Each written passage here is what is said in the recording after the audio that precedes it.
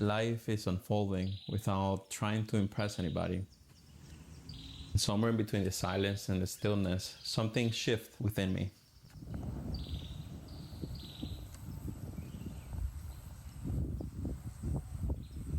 I came back to the studio.